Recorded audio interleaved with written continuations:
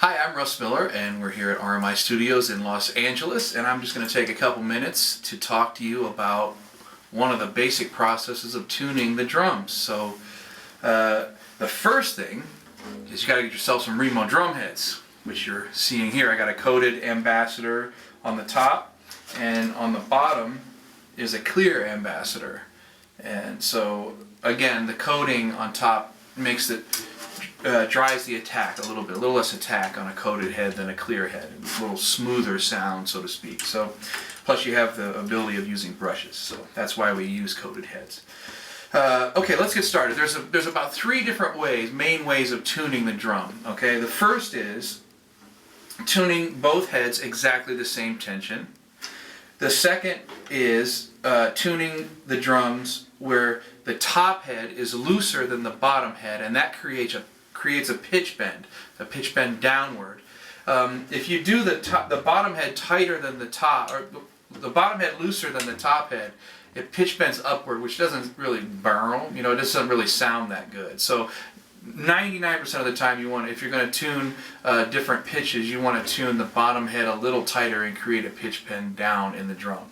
And then the third way would be tuning the drum to a specific pitch. Now, drums are not specific pitch instruments, but they will settle to a generalized pitch if you want them to.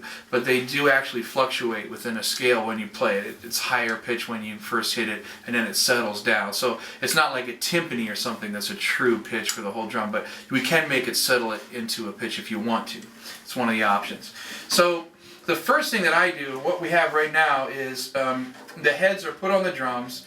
You know, I put them on, I stretch them out a little bit, get them rolling, and then I finger tighten all the tension rods. So at this point, in theory, all of the tension rods would be the same tension, okay? Because I can only go so far with my fingers. I don't use the tuning key at all yet. So that's what we have here. And then the drum doesn't sound like much when it's that loose. But the amazing thing about Remo heads is they have so much tone to them. It actually still has like a little bit of a sound to it, even though there's really no tension on.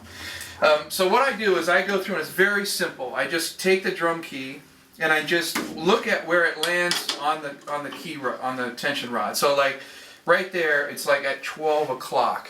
Okay, so one full turn would be all the way around and all the way around again, and end up back in about the same place around 12 o'clock again. Okay, so what I do, I'm going to go back. I start here and I just go half a turn each, like this, on each tension rod. I look where it's at. Right there it's at 12, go back to 12. Here it's about 1 o'clock, go to 1 o'clock. Like 11 o'clock, go to 11. Do that. Okay, and then I do the same thing on the batter side, where I'll put the key there, go, okay, that's 11 o'clock.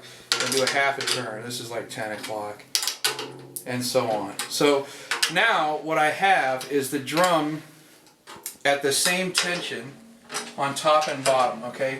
Now some guys like that sound. I particularly, it's a little bit more of a dry sound, okay? If I want more length out of the drum and more pitch bend, then what I do is go back down here and do another twist on the bottom.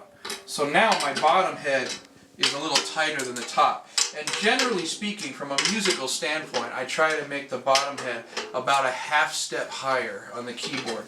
Now, what you might want to do is tap lightly at each tension rod just to confirm that the pitches are consistent around the whole drum head in a circle, okay? So you can do that by doing it with your finger. You can hear it's all pretty consistent there. If I cranked one way out of line, you'd hear when I got here such a different pitch from side to side of the drum. We don't want that. We want it to be pretty consistent. So I'm going to go back to where I was. Now, right now, you're looking at the bottom head about a half step higher, roughly, or a half turn higher than the top head. You hear that pitch bend downward. Hear that pitch bend? Okay, great. Now, so obviously make them the same tension top and bottom. It'll be the same pitch. It'll be a drier, more of a, not a choke sound, but a drier sound, leaning towards a choke sound. Bring the bottom head up about a half step, and you're going to have a pitch bend down. It'll make the drum open up and have a little bit more length.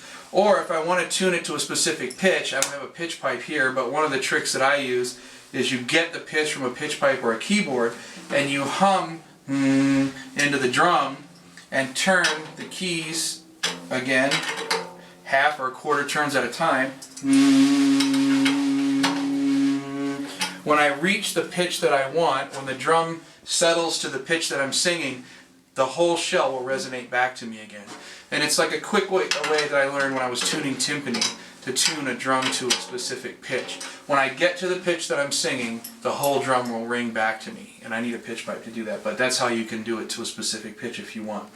So basically, the way that I tune the drums, I go resonant head a little bit higher than the batter head, about a half step, and I do it by equally turning my drum key in half or quarter turns or whole turns until everything's even, and then give the bottom head another little tweak, and I end up with a great